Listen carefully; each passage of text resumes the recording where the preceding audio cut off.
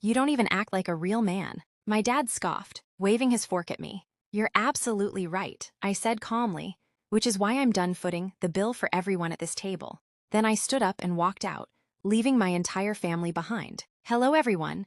My name is Emily Carter. I'm 35 years old, and for most of my adult life, I thought being the responsible one in my family was something I should be proud of. I paid my bills on time. I helped my parents when they needed it. I covered family dinners. I paid for birthdays, vacations, repairs, and emergencies. Whenever someone forgot their wallet, I reached for mine. Whenever Dad said, "We'll pay you back," I believed him.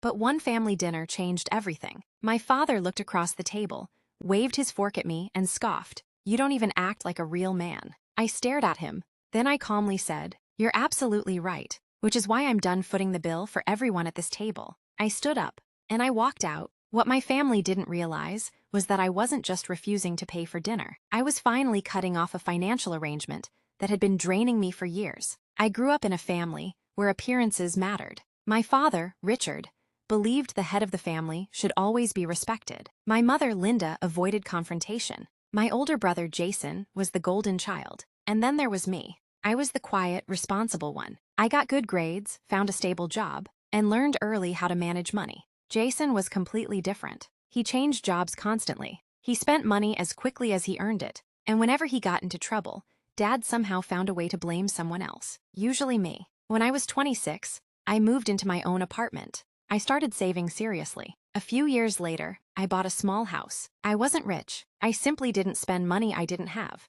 That became a problem, because my family started assuming that if I had savings, those savings were available to them. It started innocently. Mom would call, "Emily, can you cover dinner tonight?" I'd say yes. Then Dad would invite Jason. Then Jason would bring his girlfriend. Suddenly, a simple family dinner became a $300 bill. I'd pay it. Someone would say, "I'll send you my share tomorrow." Tomorrow rarely came. Eventually, I stopped asking. Then came family vacations. Dad would say, "Emily, can you put the hotel on your card? It's easier." I'd agree. Then Jason would say, "Can you get my flight too? I'll pay you back." I'd agree. Then Mom would say, "Since you're already booking everything," and suddenly, thousands of dollars had gone through my credit card.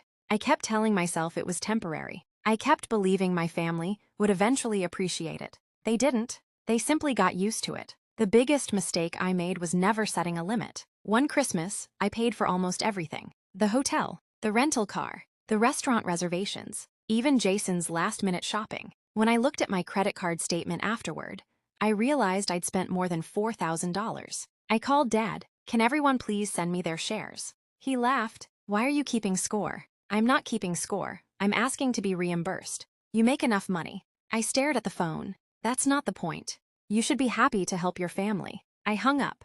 That was the first time I realized they didn't see my generosity as generosity anymore. They saw it as an obligation. A few months later, I stopped paying for small things. I still helped when there was a genuine emergency, but I started saying no to unnecessary expenses. Jason noticed immediately. One evening he called. "Emily, Mom said you aren't paying for Dad's birthday dinner." "I'm not." "Why?" "Because I paid for the last 3. He laughed. "Come on, no. You have the money." I sighed. "And you have a job." He became quiet. Then he said, "You've changed." Maybe I had. Maybe I had simply stopped allowing everyone else to spend my money. My father didn't like that change. He started making comments. "You've become selfish. You used to care about the family. Money has changed you." I never argued. I just kept paying my own bills. Then came the dinner. It was supposed to be a simple family meal. Mom, Dad, Jason, his girlfriend, 2 relatives, and me. We ordered appetizers, then drinks, then expensive entrees. I didn't think much of it until the check arrived. The waiter placed it in the middle of the table. Everyone looked at me. I looked back. Nobody moved. Finally, Jason smiled. "Emily's got it." I didn't reach for my wallet. He laughed. "What?" "I'm not paying." The table went silent. Dad frowned. "What do you mean?" "I mean everyone should pay for what they ordered." Jason rolled his eyes. "Seriously?" "Yes." Mom whispered. "Emily, don't make a scene." "I'm not making a scene." I looked at the bill. "I'm just not paying for everyone anymore." Dad leaned back in his chair. His face became red. "You don't even act like a real man." I froze. Nobody said anything. Dad waved his fork toward me. "A real man takes care of his family." I looked around the table. Then I smiled, because suddenly, I understood exactly what he was trying to do. He wanted to shame me into reaching for my wallet. Again. But this time, I wasn't going to. I looked directly at him. You're absolutely right. Dad looked confused. I continued, which is why I'm done footing the bill for everyone at this table. Jason stared at me. Mom whispered, Emily. I stood up. I put my phone in my pocket. Then I said, enjoy dinner. And I walked out. I expected angry calls. I expected insults. What I didn't expect was silence. For nearly 3 hours, nobody contacted me. Then my phone started exploding. First Jason, then Mom, then Dad. I ignored all of them. Finally, Mom left a voicemail. Her voice was shaking. Emily, you need to come back. I deleted it. Then Dad called again. I answered. What? His voice was furious. You embarrassed us. I laughed quietly. I didn't embarrass you. You walked out on your own family. I walked out of a restaurant. You know exactly what you did. Yes. I paused. I stopped paying. He became silent. Then he said something that made me realize the dinner wasn't the real issue. If you stop helping us, your mother and I are going to lose everything. I frowned. What are you talking about? He didn't answer. Why would my not paying for dinner make you lose everything? Another silence. Then Dad said, we need to talk. I sat down because suddenly I realized there was something my parents hadn't told me. And whatever it was, it had nothing to do with dinner. I had walked out because my father insulted me, but the argument had accidentally exposed something much bigger.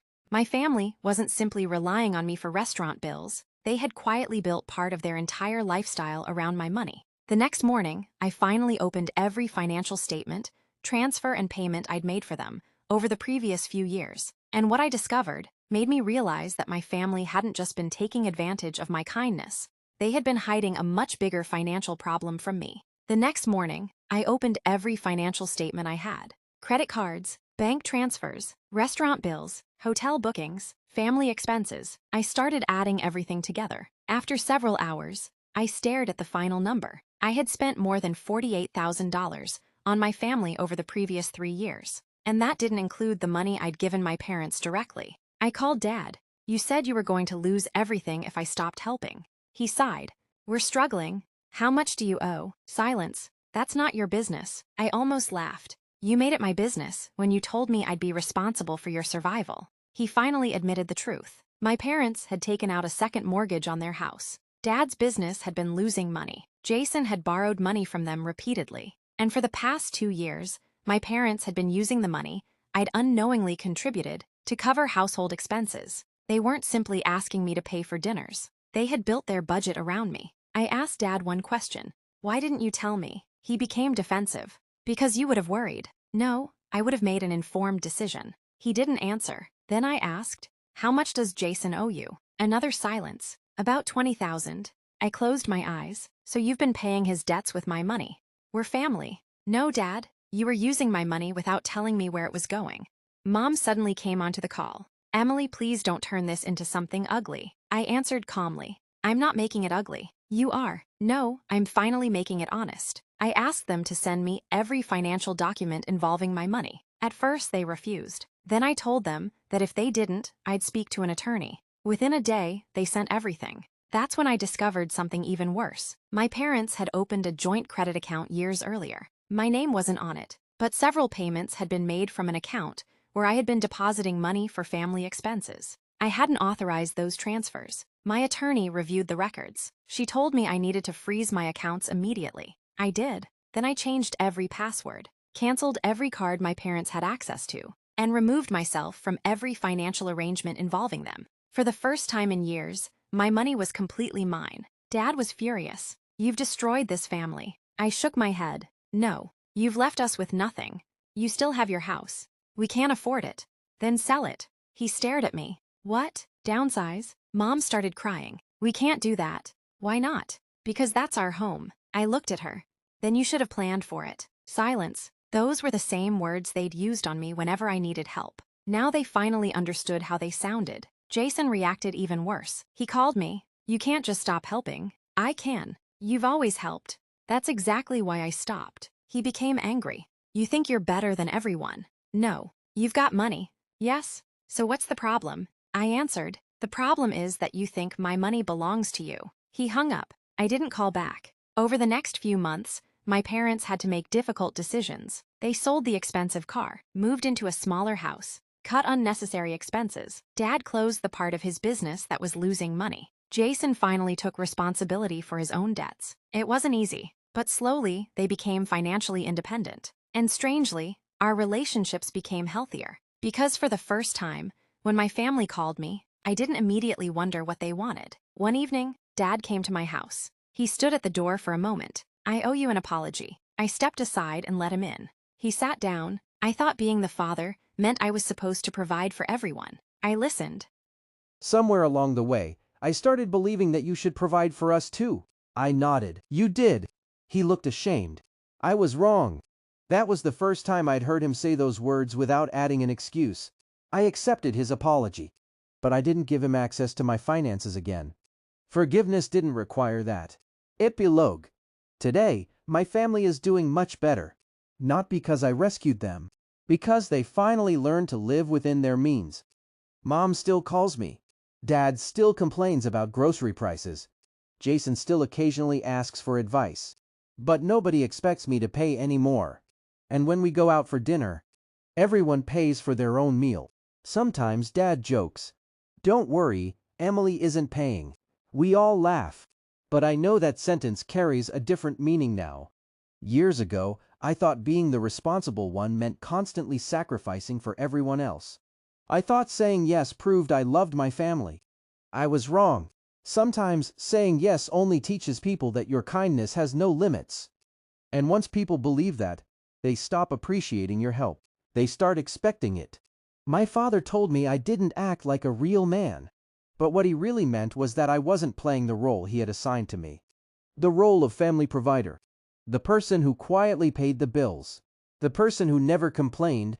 The person everyone could depend on without ever asking what it cost me.